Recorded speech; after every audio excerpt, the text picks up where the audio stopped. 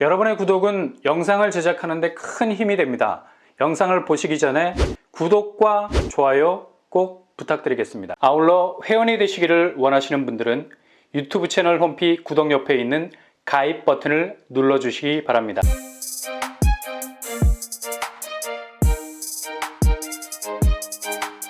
안녕하세요. 오반바람 목독바입니다. 분양가가 전세가보다 싸다면 지금 부동산 하락기에서도 눈길이 갈 수밖에 없죠.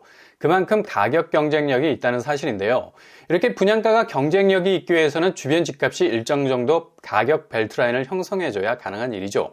근데 지금 같은 집값 하락장이 계속해서 이어지는 상황에선 이걸 장담을 못한다는 겁니다.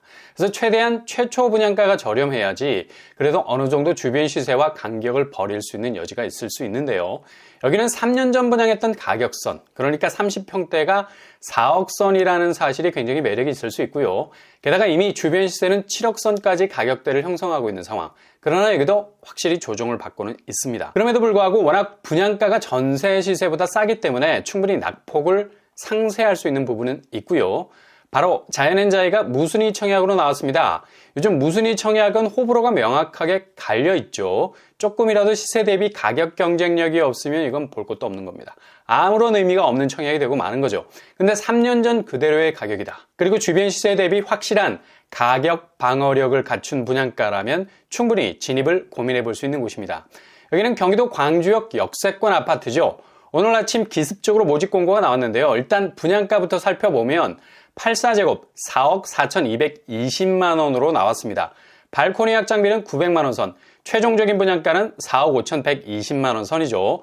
대략 4억 5천대라는 얘기인데 이렇게 분양가 덩어리만 보면 판단이 안 서죠. 주변 시세를 보시면 이 편한 세상 광주역 1단지가 대체로 7억 선에 형성이 되어 있습니다. 최고가는 8억 2천 선까지 찍었었고요. 분양가 대비 주변 시세와 3억 정도의 여유가 있겠습니다. 전체 단지 규모는 1031세대, 딱 1000세대 아파트 사이즈 가지고 있네요. 이번에 무순위 청약으로 나온 세대수는 84A에서 한 세대가 나왔습니다. 평면은 4베이 판상형으로 알파룸, 드레스룸, 팬트리, 공간 구성도가 좋은 편이죠. 일단 여기는 민간 참여 공공분양으로 공급이 된 곳이라서 분양 가격이 2019년도만 해도 저렴한 단지라는 평가를 받았던 곳이죠. 경기도 광주역을 끼고 있어서 판교까지는 3정거장이면 도착 가능하고 강남까지는 7정거장 정도 되겠습니다. 물론 경강선이라는 점 참고하셔야 되고요. 그래도 비교적 입지적 장점이 있는 곳이죠. 자체 전세가는 최고가를 5억 7천을 찍었었는데 최근 전세 시세가 많이 내려와 있습니다. 그래도 매물은 평균 5억 선에서 나와 있는 걸 볼 수 있죠. 확실히 매매가, 그러니까 분양가가 4억 선이라서 전세가보다 싸다는 걸 알 수 있죠.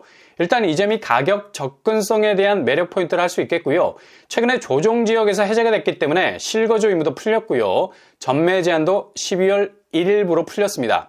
분양자금은 입주 시 전세로 돌려서 해결할 수 있는 여지가 있는데 요즘 전세세 입자 구하기가 굉장히 어렵죠. 대폭 가격을 내려야 수요를 만날 수 있을 정도입니다. 고려하시고요.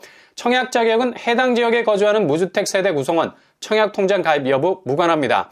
공공분양단지라 해도 자산 소득 기준 보지 않겠습니다. 청약 일정은 1월 2일 접수, 당첨자 발표는 1월 5일이 되겠습니다. 그리고 어제 철산자이더 헤리티지 그리고 광명시구역 호반 서밋이 1순위 접수 마감을 지었죠. 결과는 전날 특별공급 분위기를 그대로 이어갔습니다. 일단 전체 1순위 모집수가 철산자이 같은 경우는 930가구였는데 902명이 접수를 마쳤고요. 경쟁률로 따지면 0.96대 1의 결과였죠. 수치상으로만 봐도 3,800세대가 넘는 초대형 규모의 대단지임에도 불구하고 정말 1대1도 안 되는 초라한 성적표를 받아들였습니다. 정말 대장단지의 파란 아니겠습니까?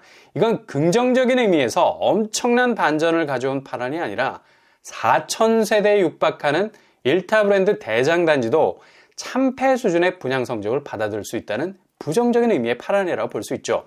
전날 특별공급에서도 602가구 모집에 651명이 지원을 해서 1.08대 1의 경쟁률을 기록했었는데 1순위는 더하네. 1대1의 경쟁률도 안 돼. 그냥 완전히 파장 분위기가 되어버렸습니다. 철산자이더 헤리티지는 5구제곱이 대세 평면이죠. 그만큼 분양가가 높게 나왔기 때문에 상대적으로 5구제곱으로 수요가 몰릴 수도 있겠다는 예상도 나왔지만 여지없이 이런 장밋빛 전망도 무너져 버렸습니다.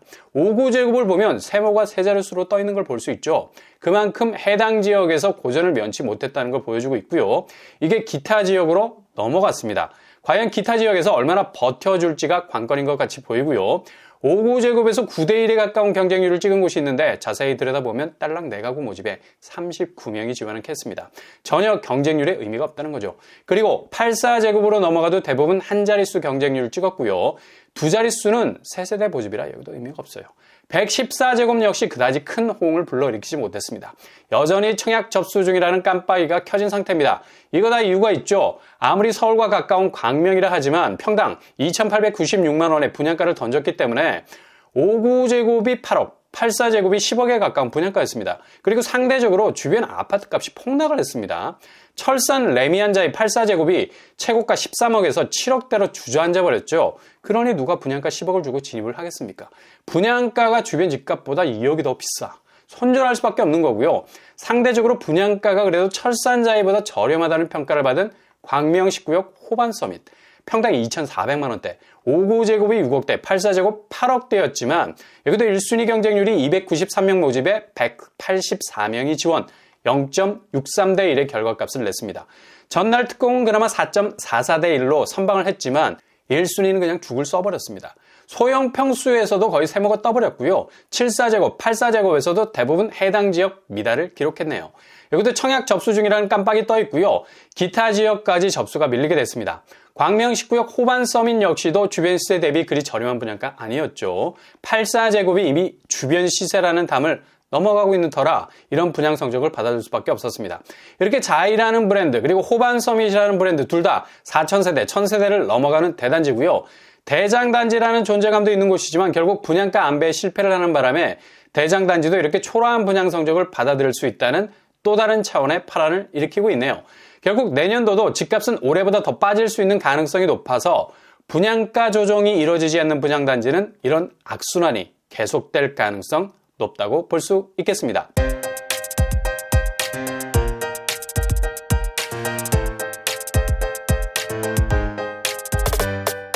오늘의 부동산 캐리커처 1,000세대 자이 아파트 전세가 5억인데 분양가는 4억.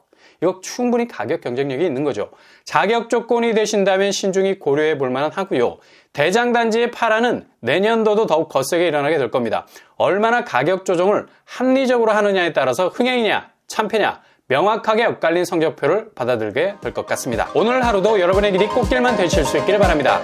이상으로 뻔뻔한 복독방을 마치겠습니다. 구독과 좋아요 부탁드립니다. 감사합니다.